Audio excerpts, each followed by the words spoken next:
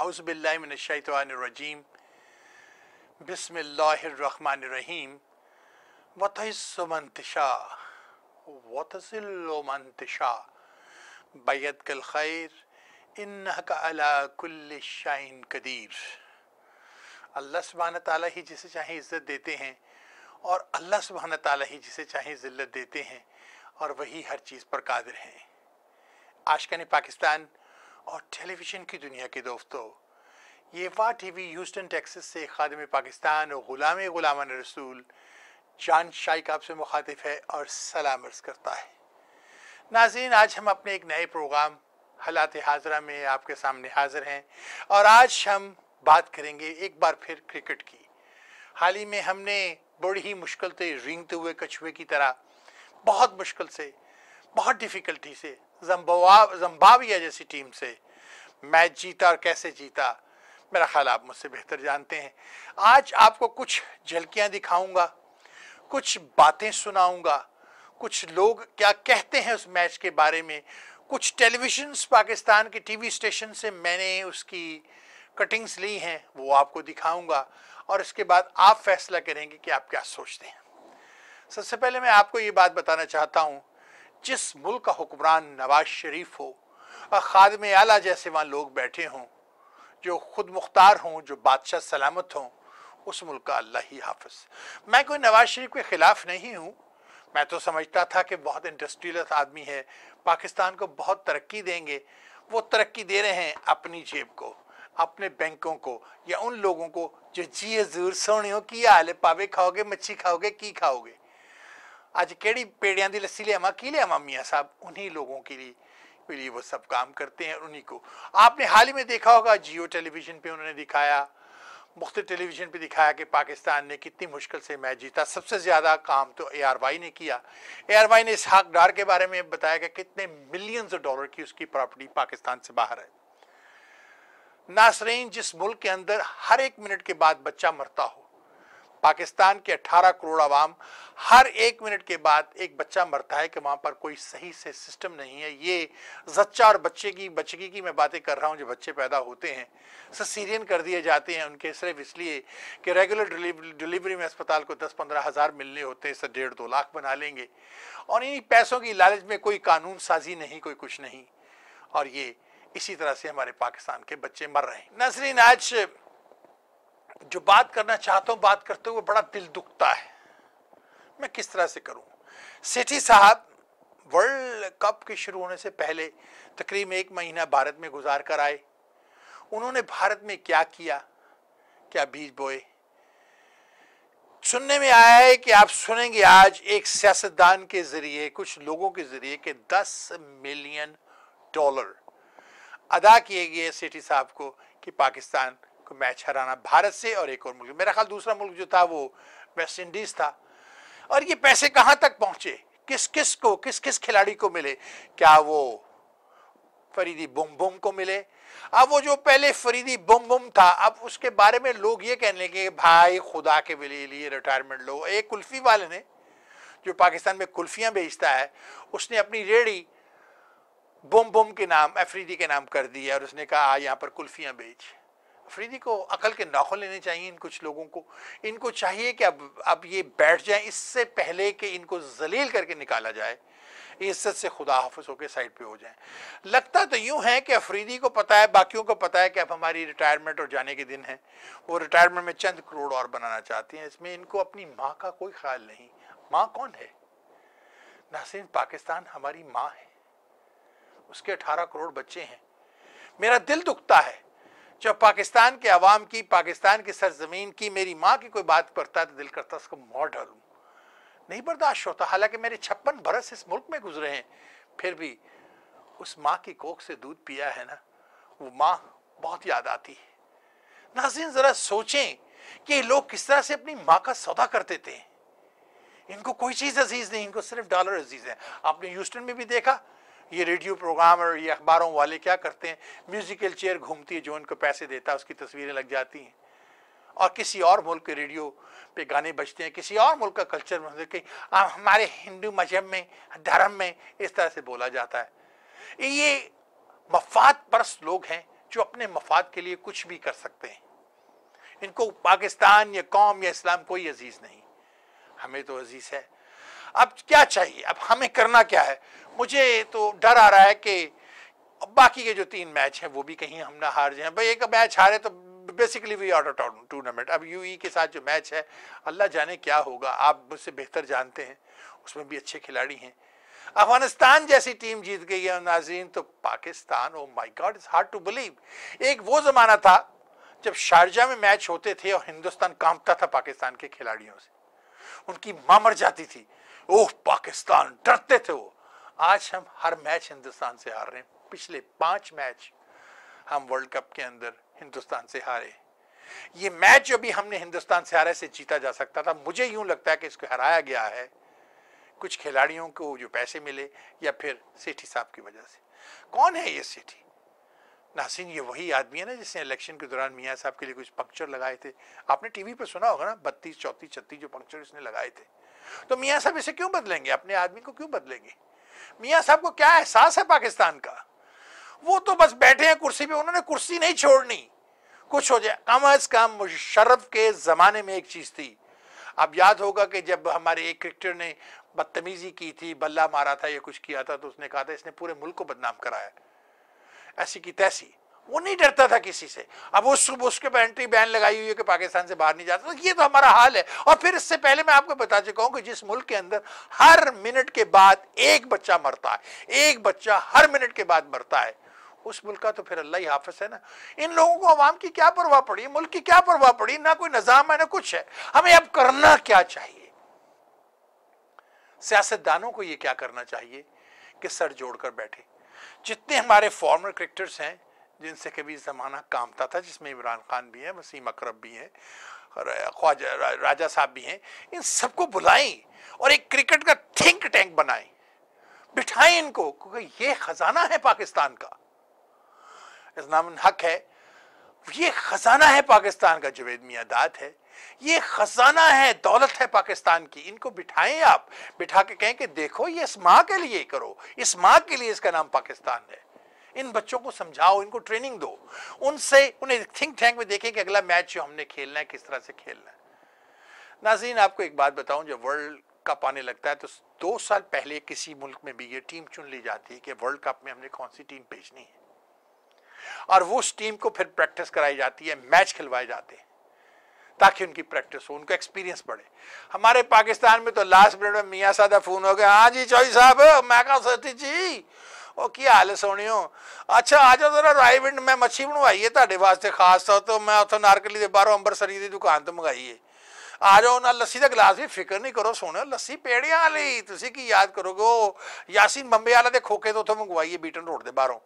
आ जाओ कोई गल नहीं। अब जिस मुल्क में इस तरह के प्राइम मिनिस्टर हों, वो उस मुल्क में अल्लाह ही हाफिज है। आपको याद होगा कि ह्यूस्टन में पाकिस्तान से एक MP आए थे, जहूर साहब, उनकी दुराने मीटिंग में किसी ने ये कहा था कि मिन्नी भाई पाकिस्तान में गए, 2 घंटे तक प्राइम मिनिस्टर बैठे रहे कि फोटोग्राफर अवेलेबल नहीं था, मिन्नी के साथ फोटो खिंचानी थी, बड़ी इंपॉर्टेंट मीटिंग मिस कर दी। जिस प्राइम मिनिस्टर ने एक फोटो खिंचवाने के लिए इतनी इंपॉर्टेंट मीटिंग मिस कर दी, उस प्राइम मिनिस्टर का क्या कहना। लानत है ऐसे प्राइम मिनिस्टर पर। तो नाज़रीन, ये तो एक खेल है, हमने हॉकी भी तबाह कर दी। मेरे अपने खालाजाद भाई ने, नसीर अहमद बुंदा ने, पाकिस्तान को 1960 में गोल्ड मेडल जीतकर दुनिया में एजाज दिलाया था। हम फर्स्ट टाइम ओलंपिक चैंपियन बने थे। कहाँ गई आज हमारी हॉकी की टीम? हर एक से पिट जाते हैं। हमें तो चाइना भी पिटाई कर देता, हमारी छोटे छोटे कंट्रीज हमारी पिटाई कर देते। कल का कोरिया हमें मार के चला जाता है।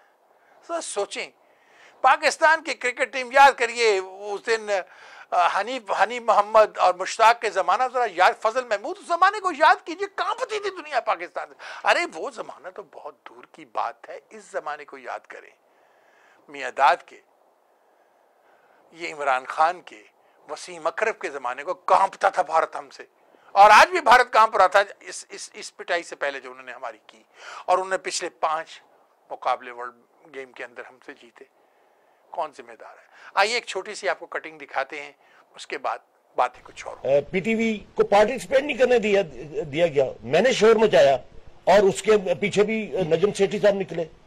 तो मैं समझता हूं कि ये सारे का सारा सिस्टम जो है ये हो गया कि कोई कमाऊ पुत्र लगाया जाए ताकि वो ठीक। कमा के लाए अपने लिए भी और इनके लिए भी। राइट। ये एक निजाम बन गया जिसको आप अगर जब समझते तक हैं कि खत्म नहीं पैसे करेंगे ने जो है ये सारे का ये सारा सारी तबाही ये सिस्टम बिगाड़ा बताई है। सारी अभी देखें ना आज के अखबार में क्या लिखा हुआ है, आप देखें नजम सेठी साहब वर्ल्ड कप से पहले एक हफ्ता वो जनाब इंडिया में जाके बैठे हैं और वहां पे मेहमान थे एक बदनाम जमाना महेश बुकी, उसके मेहमान थे और उन्होंने 10 मिलियन डॉलर ठीक।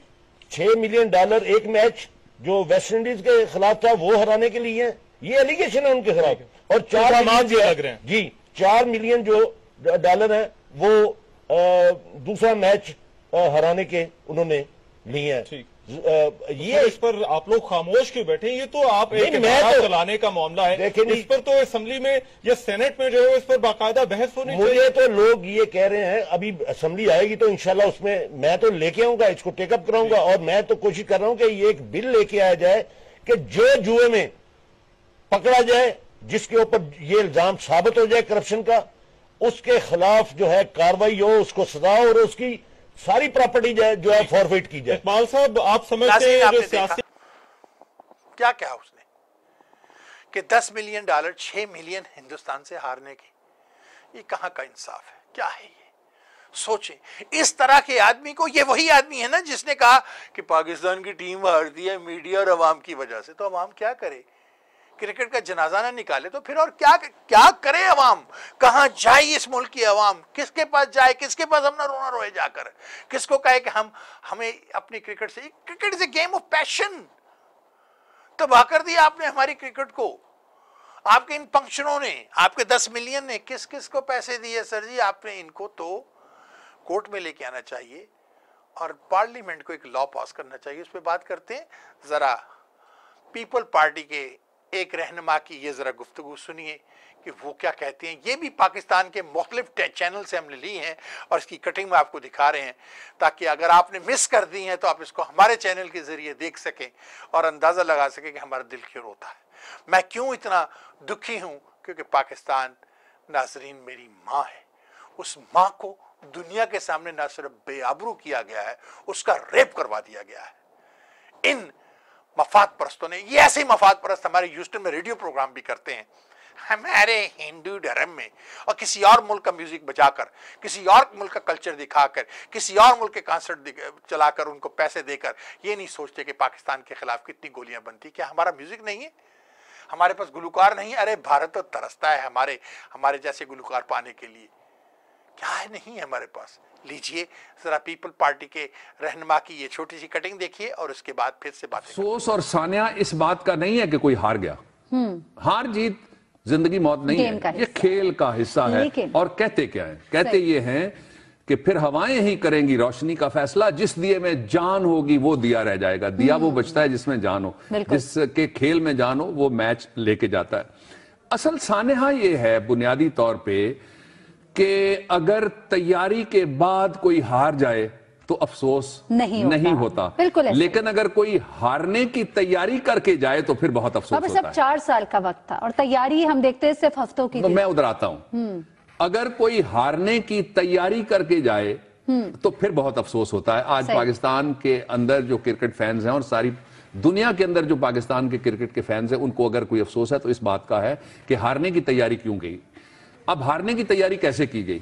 सबसे पहले जो आपने बात कही कि 4 साल हमारे पास थे, लोग 2 साल पहले वर्ल्ड कप के लिए टीम सिलेक्ट कर लेते हैं। हमारी सिलेक्शन ही कंप्लीट नहीं, सियासत होती रही, हमेशा देर होती रही, फैसला साजी नहीं हो सकी।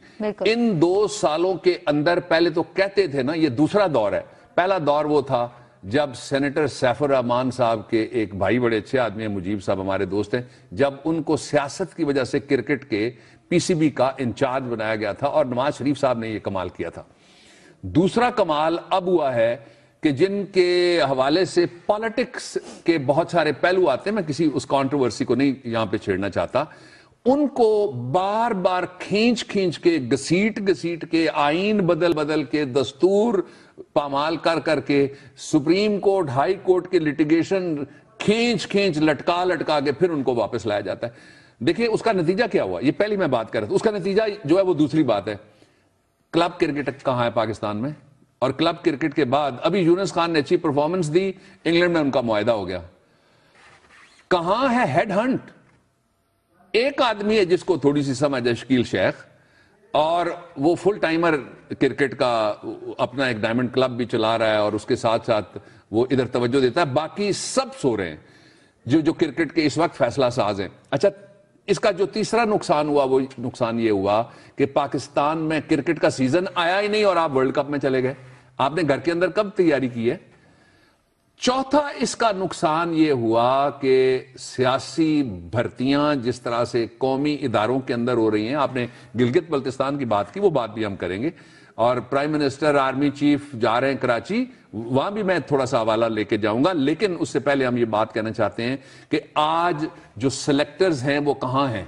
आज मैं किससे कहूं कि तुम इस्तीफा दे दो, मुझे वो नाम बता दे कोई कि किससे कहा जाए, कौम किससे मुतालबा करे कि इतने बड़े डिबैकल के बाद, इस शर्मनाक इंजीनियर्ड टाइप की शिकस्त के बाद, जिसको बाकायदा स्टेज किया गया, ये मैंने जो वजूहात बताई हैं ये उसके बाद ना प्लान था। बाबर साहब, काम वहीं से शुरू हो जाता है जब बगैर किसी हतमी शक्ल दिए, बगैर किसी हतमी कॉम्बिनेशन के बगैर इस टीम को मैदान में उतार दिया जाता है। देखिए, कोई कारवां से टूटा, अमीरे कारवां क्या था, टुक टुक। अच्छा, फिर खिलाड़ी आते गए, उम्मीदें थी। यूं पता लगता गया कि ये बेचारे एडिलेड के रेस्टोरेंट्स में, कहते हैं जी सब में क्लब होते हैं, आपको ये तो पता लग गया। आपको ये पता नहीं था कि एडिलेड में आपने कैच नहीं छोड़ने, एडिलेड में आपने किस तरह से फील्डिंग करनी है, एडिलेड में किस तरह से आपने टुक टुक नहीं करनी, बल्कि आपने वहां पे कौम को वो खेल दिखाना है। आप अगर फाइनल में पहुंच जाते ना, या पहुंच जाएं, तो उतनी बड़ी खबर पाकिस्तानियों के लिए नहीं होती जितनी बड़ी खबर भारत से मैच 1 अरब 43 करोड़ लोगों ने, 1 अरब, कल दुनिया के बड़े बड़े अखबारात ने, इंटरनेशनल मीडिया यही बताता रहा, 1 अरब 43 करोड़ लोगों ने ये मैच देखा। लेकिन ये फिगर पूरा नहीं है, 150 करोड़ लोगों ने ये मैच देखा। अच्छा, अब इसमें आपकी जिम्मेदारी कोई नहीं है, अब सारे चुप हो गए, सारे छुप गए, जो बात करेगा कहेंगे देखें जी हमारी तो नाज़रीन, आपने देखा। अब सोचिए मैं कहां जाऊं, क्या करूं। जिम्बाब्वे जैसी टीम, उससे हम हारते हारते बचे हैं। उनके कैप्टन ने आखिर में जो कर दिया था, फरीदी ने 57 रन दिए। जरा सोचिए मैं क्या कह रहा हूं। आपको एक और कटिंग दिखाता हूं, इस कटिंग को देखिए और इसके बाद मैं आपको अपने फाइनल कमेंट दूंगा। लीजिए, मुलाजा फरमाइए।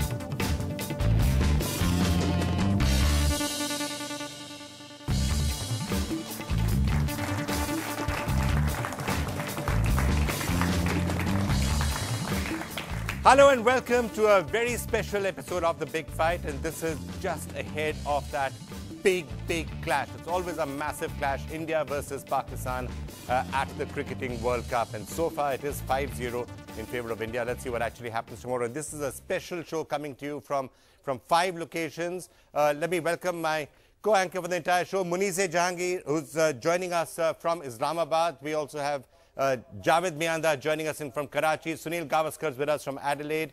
Javagal Srinath joins us from Mysore. We have a great audience out here, both here and in Islamabad.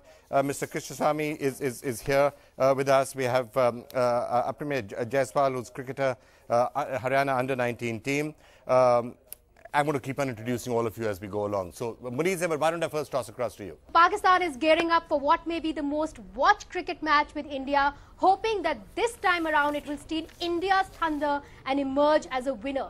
How will this happen? We hope on our side, Javed Miandad, winner of the 1992 World Cup, can give us some tips. I have with me Mr. Ziauddin, a political analyst, but also he follows cricket very closely. May I dare say that he also plays cricket very well, I am told by his colleagues. जी आदाब गावस्कर साहब, मैं ये पूछना चाहूँगा कि Adelaide में इस वक्त एटमॉस्फेयर क्या है और पिच कैसे खेलेगी? देखिए, यहाँ पे जो माहौल है वो तो एकदम जैसे कि कोई फेस्टिवल होता है वैसा ही एक कुछ माहौल है यहाँ पे। यहाँ पे इतने सारे इंडियंस और पाकिस्तानीज है कि आप कहीं भी जाओ, रास्ते में कहीं खाना खाने जाए कहीं भी जाए, इतने सारे इंडियंस और पाकिस्तानीज मिलते हैं। पिच जैसा हमने एडलेड का देखा है, यहाँ पे जो मैचेस हुए तो पिच काफी बैट्समैन की तरफ झुकने वाला पिच है। यहाँ पे कोई बॉलर्स के लिए ज्यादा कुछ मिलेगा नहीं, शायद नई गेंद से कुछ हो सकता है। स्पिन के लिए भी बहुत कम चांसेस है स्पिन होने के लिए। तो मैं समझता हूं कि कल के मैच में बहुत सारे रन्स बनेंगे। मियानत साहब, आपको क्या लगता है इस मैच में क्या होगा, क्योंकि अब तक तो पाकिस्तान ज्यादातर हारता ही रहा है इंडिया के खिलाफ वर्ल्ड कप में। जहां तक अब दोनों टीमों की बात है, मैं ये कहता हूं कि दोनों टीमें बहुत अच्छी हैं। अब क्रिकेट में जितनी भी इस वक्त वर्ल्ड कप में टीमें हैं वो सारी अच्छी हैं, किसी को आप रूल आउट नहीं कर सकते। नो इज मैटर ऑफ कि जो चांसेस जो मिलते हैं उसको अवेल कौन करता है। जो टाइम टू टाइम अगर क्रिकेट कोई भी अच्छा खेलेगा ना, वो टीम हमेशा है ना कामयाब होती है। और सबसे पहले तो मैं सनी भाई को सलाम कहूँगा, नमस्कार कहूँगा कि अभी मैंने उनको सुना, बड़ा अच्छा कहा उन्होंने कि एडलेड में इस वक्त हर जगह पाकिस्तान इंडियन रेस्टोरेंट ये तो हमारी मोहब्बत और हमारी इंडियन पाकिस्तान की है कि मैं तो ये कहूँगा कि हो सकता है कि एडलेड इस वक्त पाकिस्तान और इंडिया होगा और वहाँ के जो लोग हैं वो वहाँ पर होंगे ही नहीं होंगे। हमने तो कैप्चर किया हुआ होगा, तो हम जहाँ खेलेंगे वो जगह हम तो कैप्चर कर ही लेंगे दोनों कंट्री के लोग। जावेद को ये कहूँगा, सलाम जावेद, बात इतने सालों के बाद पहले आपसे बात करते हैं, पहले ये बताओ तुम्हारा मजा आ रहा है। तुम्हारा रूम नंबर क्या है एडलेड में?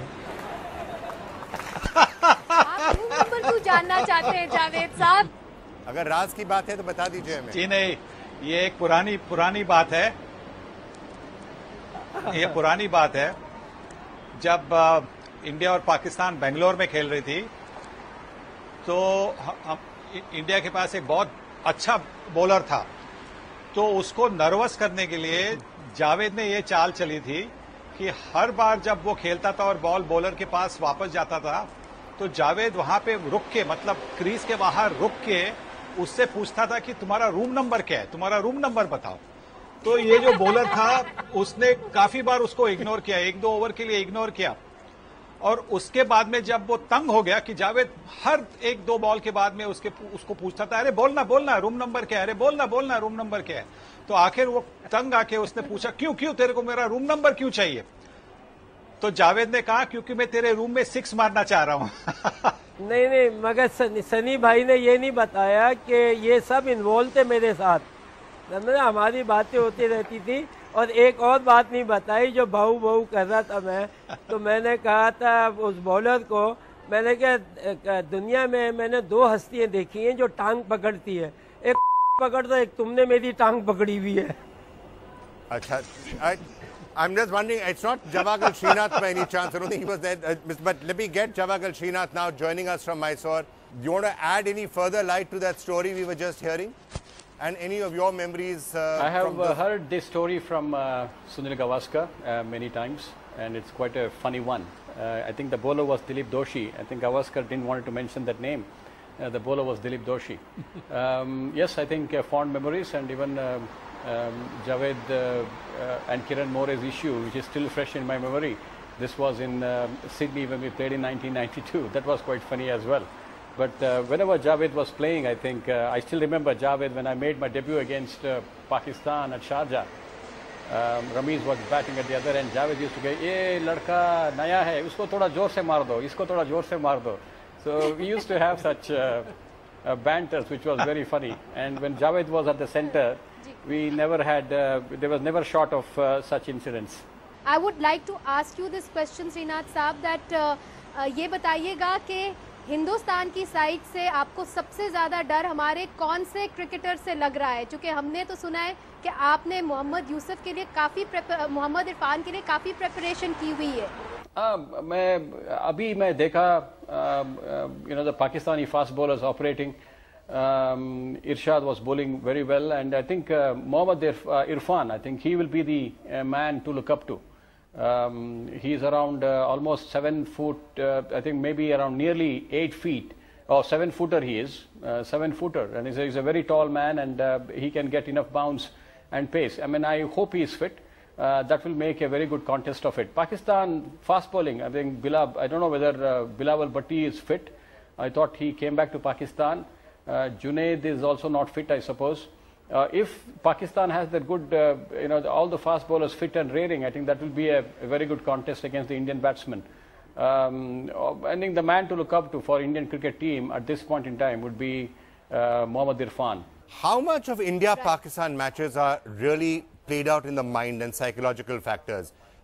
एक ज़माना था 1980s में, मियांदाद साहब आपको वो ज़माना अच्छी तरह याद होगा जब शारजा में मैचेस खेले जाते थे, हर वक्त पाकिस्तान जीतता था. And there was a psychological supremacy that Pakistan had over India. उसके बाद अगर आप देखें 90s में, 2000s में और ख़ास तौर में वर्ल्ड कप में, तो इंडिया की असेंडेंसी है और शायद पाकिस्तान नर्वस हो जाती है और जीत नहीं पाती है.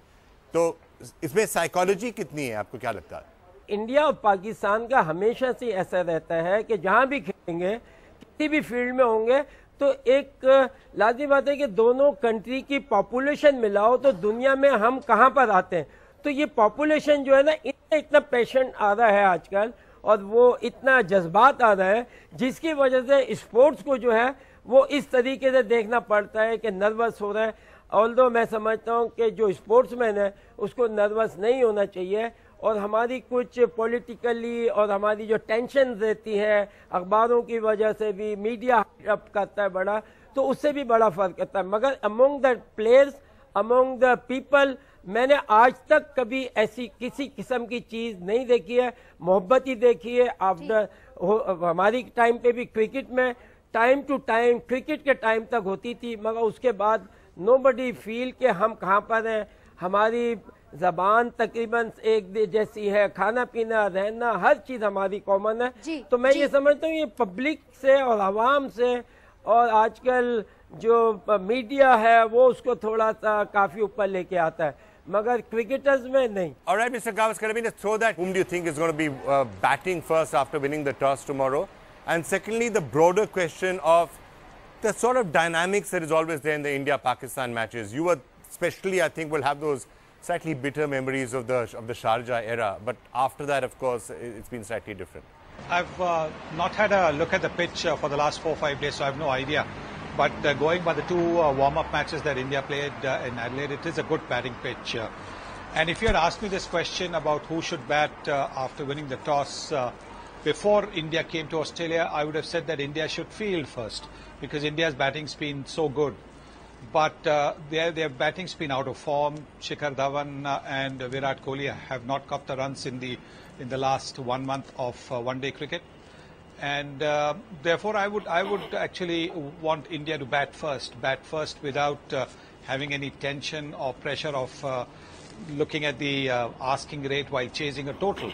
So I would like India to bat if they win the toss to bat first. And also, I think the one reason is that the heat here is very, very intense. And what it can do, even though today's players are incredibly fit, is it can actually take a heavy toll of your energy. And because it will take a heavy toll of your energy while fielding, so even when it comes to batting, when you're looking to get that little extra zip in your running between the wickets, that can actually come in the way. So I would like India to bat first, put up a total on the board, and then put pressure on Pakistan. Right, Mr. Srinath, I mean, again, when you're looking at this match, when you're looking at the entire, when you're coming back to the history of it, what do you think is the reason for India's ascendance over Pakistan in the World Cup? And in this particular match, does the fact that India has been in Australia for the last 2 or 3 months give them that slight added edge? I mean, in a sense, you could say it's also may have demoralized them, the fact that they haven't been winning too much there. But at least they're familiar with the surroundings. I think they need to forget about what has happened in the past. It's a different environment completely. You take this tournament fresh. We have done extremely well against Pakistan in many years as far as the World Cup is concerned. So I think the thought process has to be completely different. As you said, I think acclimatization has already happened. They know each and every wicket. They have been there for more than 90 days now, almost 85 days. So I think the team should take positives out of it. Acclimatization will be the key aspect. They should draw confidence from the games that they have played all over Australia. They know the conditions well. The bowlers need to know where to bowl, and of course the batting, which is the strength of Indian team at this point in time, should lead the way. Somehow or the other, I think Gavaskar has a different strategy, but I would think that since Indian batting is the strongest, they should take the responsibility and chase in the second innings. The Indian bowling has struggled quite a bit in the last couple of months. Right. Javed Saab? Look, just forget about what you did yesterday or kya hua, nahi hua. We have to go for the, like tomorrow game. Tomorrow game is important for both the team. How are we going to win the game? ये strategy होती है, time to time, ball to ball. Whoever do the best strategy on the spot, they'd always win the game. Not talking about before, okay, we will do that. Yes, everybody, they should keep the, whatever is bowlers and whatever they have to plan for that. But you never know, okay, in the morning, maybe plan might be, go off. So what you will do? तो मैं ये समझता हूँ कि bowler या batsman या team जो होती है, they should have the confidence, they should prepare their own self.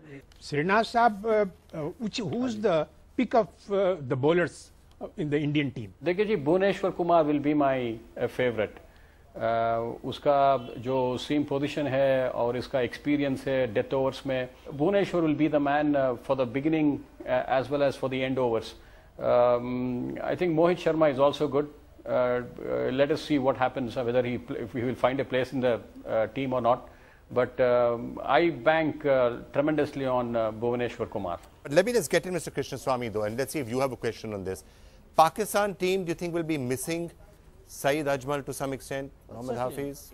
Certainly Junaid, the number of players who are missing. Yeah, man for man, I think Pakistan is missing a lot of what could have been their star players.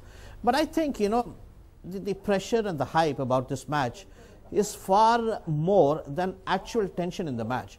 Because this match is actually not going to decide which team goes or does not go into the quarterfinals. Because more or less we are certain that both India and Pakistan are going to get into the last 8. So I think it will be something that gets you into the mood for the tournament and also build the confidence of the team for the rest of the games. As far as the hype is concerned, it's what I think. It's also within India has been said, I maintain the unwinning, the unbeaten streak. We are winning is a habit and all those cliches that we have. And also, this will also set the mood and the trend for the entire World Cup. When you have 1/6 of the world watching one single cricket game, I think from that standpoint, it's a very important match for in the context of cricket. But I think in the context of the tension that may be existing in the team, I think both are very mature enough to realize that this match is not going to throw them out. Vikram wants to interject here. India is a defending champion. उस पे pressure नहीं होगा India पे ज्यादा? Pressure ये भी होगा पाकिस्तान के पे कि पिछले 5 जो विश्व कप के मैचेस थे वो हार चुके हैं भारत से, तो इसलिए वो भी प्रेशर है. तो जब जैसे जावेद मियांदाद साहब ने कहा, गावस्कर ने कहा, श्रीनाथ ने कहा, पिछले मैचेस को हम जो है हटा ही दें, क्योंकि वो सिर्फ हिस्टोरियंस और हिस्ट्री बुक्स के लिए हैं. मैच जो होता है वो आज होता है और आज ही का रिजल्ट जो है काउंट करता है. Let me actually throw that to the experts. Sunny Bhai and Miandad Saab, let me ask you about that question. See, this is not a must-win game. The quarterfinals and the semi-finals were a must-win game because you had to go to the next round. But from the confidence point of view, it is perhaps a far more important game for India than for Pakistan. Simply because India so far has won only one game against Afghanistan in the warm-up game the other day, and otherwise they haven't won anything. So from a confidence-building point of view, if India beat Pakistan tomorrow, then they will have that much more confidence as the tournament progresses. Luckily, the format of the World Cup is such this time around that even if India loses the first 2 matches against Pakistan and against South Africa, they still have slightly easier opponents later on, and by beating them, they can qualify for the quarterfinals. But from the morale point of view, from the confidence point of view, I think this is perhaps far more important for India to beat Pakistan. Pakistan have come into this team not as favorites, so there is not that much pressure on them. Obviously, an India-Pakistan match has its own pressures, but what Pakistan know is that even if they don't win against India, they will still have enough opportunities to qualify for the quarterfinals. नाज़रीन, आपने देखा, अब आपने ये सारी cutting देखी जो मुख्तलिफ टेलीविजन चैनल से लेके मैंने आपके लिए चलाई. शायद आपने ना देखी हो और मैंने इसको चलाया था कि आप इसे देख सकें. इसे फेसबुक पे भी डालूंगा, इसे यूट्यूब पे भी डालूंगा, हर जगह डालूंगा.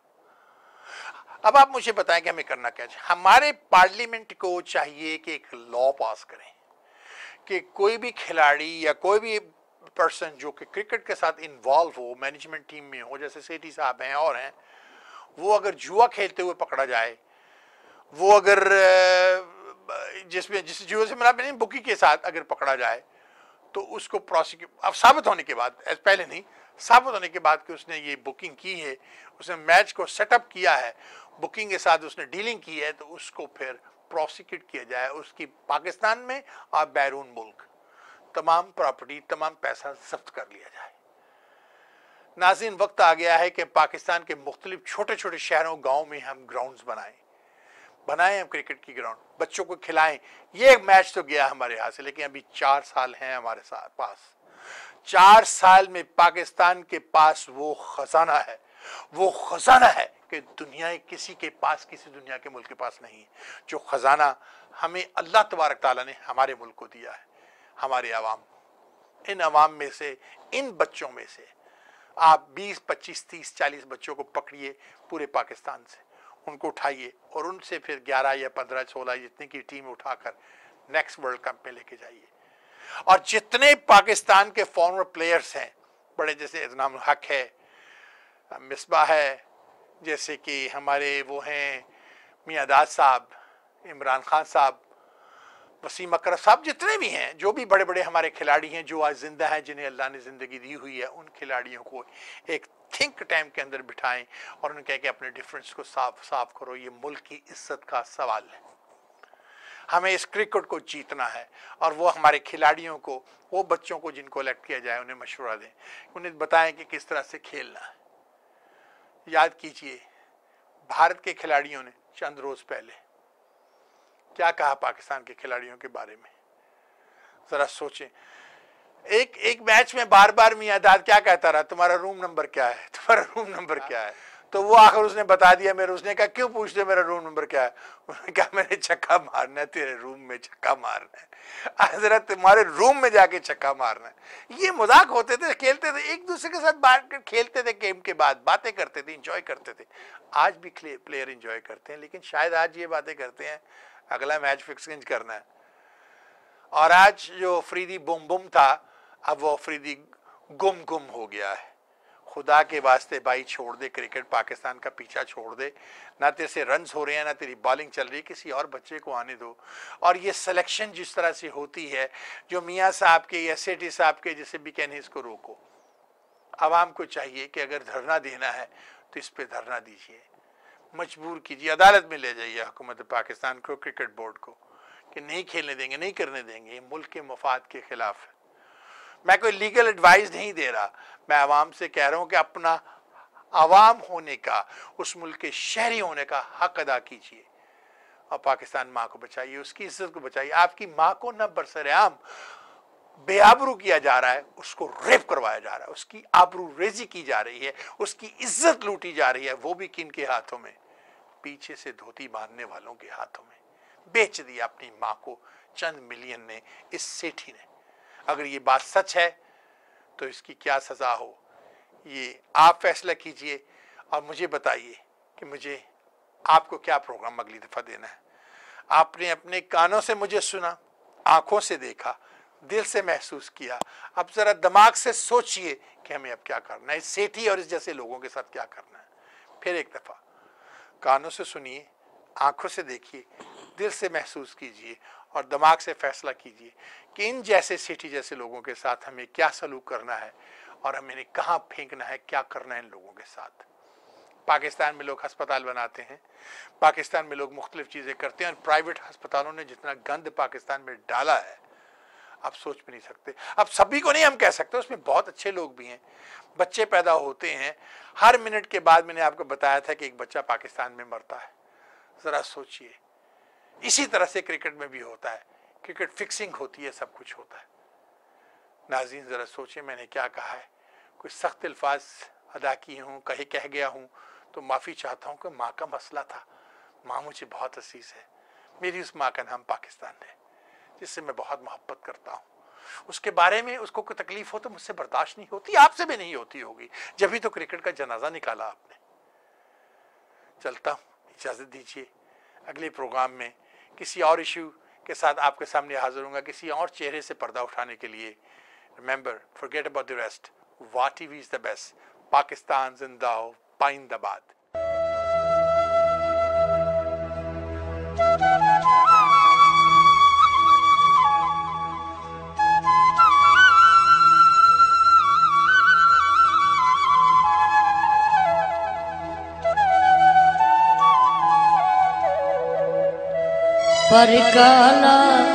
परकाला बिकावांगा